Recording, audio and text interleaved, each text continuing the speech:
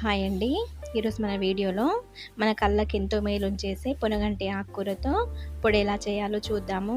ఇది ఇడ్లీలోకైనా దోశలోకైనా చాలా టేస్టీగా ఉంటుంది. ఇప్పుడు పొనగంటి ఆకుకూరతో పొడి ఎలా చేయాలో చూద్దాము.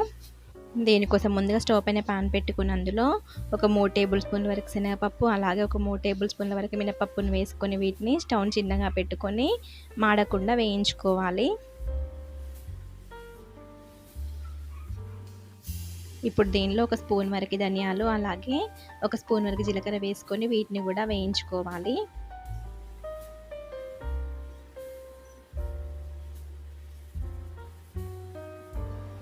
ఇవన్నీ ఇలా బాగా వేగిన తర్వాత ఇప్పుడు స్టవ్ ఆఫ్ చేసుకొని వీటిని ఒక ప్లేట్లో వేసుకొని చల్లరనిద్దాము. ఇప్పుడు అదే ప్యాన్లో ఒక స్పూన్ వరకు ఆయిల్ వేసుకోవాలి. ఆయిల్ వేడైన తర్వాత దీనిలో 7 నుండి 8 ఎండుమిర్చిని ఇలా కట్ చేసుకొని వీటిని కూడా ఫ్రై చేసుకోవాలి.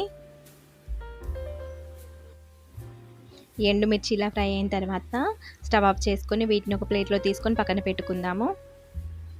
ఇప్పుడు మనం ముందుగా శుభ్రంగా కడిగి పెట్టుకున్న పొనగంటి ఆకుకూరను వేసుకొని అదే పాన్లో ఫ్రై చేసుకోవాలి.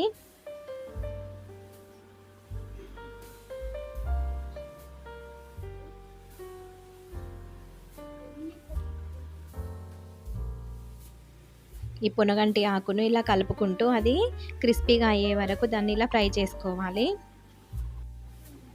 ఈ పొనగంటాకు ఇలా ఫ్రై అయిన తర్వాత ఇప్పుడు దీనిలో ఒక 5 ఎల్లిపాయలు, అలాగే కొంచెం చింతపండుని వేసుకొని చల్లారనిద్దాము.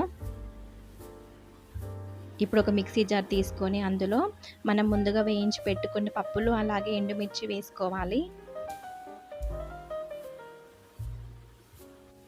తర్వాత రుచికి సరిపడా ఉప్పు వేసుకొని దీన్ని ఇలా మిక్సీ పట్టుకొని పెట్టుకోవాలి.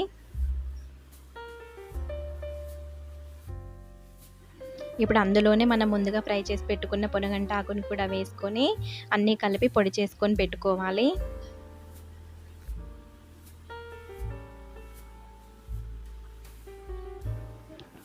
అంతేనండి, మన ఆరోగ్యానికి ఎంతో మేలు చేసే పొనగంటి ఆకుకూర పొడి రెడీ అయిపోయింది.